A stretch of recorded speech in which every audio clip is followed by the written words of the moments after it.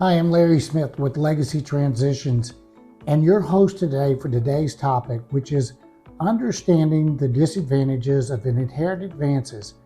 This is part two from last week's topic, how inheritance advance companies can help families that are stuck in probate quicksand, and I need money now.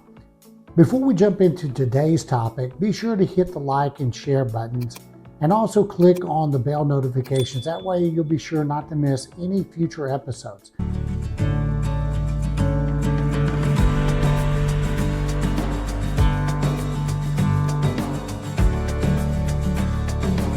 Now on to today's topic. What are the disadvantages of inheritance advance companies?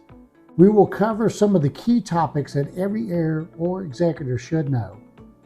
Now, while cash advances can provide much needed financial assistance during probate, it is important to consider the potential disadvantages associated with these types of transactions. Number one, cost and fees. Inheritance advance companies typically charge fees for their services. These fees can include application fees, processing fees, and other associated costs. The cumulative expenses may reduce the overall amount of the inheritance that the heirs eventually receive. Number two, high interest rates versus fees. Most inheritance advance companies do not apply interest rates to the cash advances because they typically do not collect monthly payments, nor do they charge interest. The advances of cash are not considered a traditional loan. The fees they charge will not resemble traditional loan charges at all. They can be relatively high. Heirs should be carefully review and understand the terms of the advances to determine the total cost. Number three, potential impact on inheritance amounts. The fees associated with inheritance cash advances can diminish the total amount of the inheritance that heirs eventually receive. It is crucial for heirs to weigh the immediate financial need against the long-term impact on their inheritance. Remember that you will not be required to make any monthly payments. The fee is collected along with the advance once the estate is closed out of probate. Number four, limited regulation. The inheritance advance industry is not as heavily regulated as traditional finance companies. This lack of oversight means that there can be significant variations in the terms and conditions offered by different companies. Heirs should exercise caution and thoroughly research these inherited advance companies that they are considering working with. It is important to take note.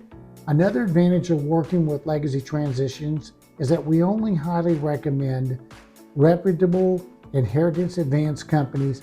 Further, we'll also help you decipher the information and help you to determine the ultimate value of the advance to the estate and how it will affect a future probate payout once probate has been closed.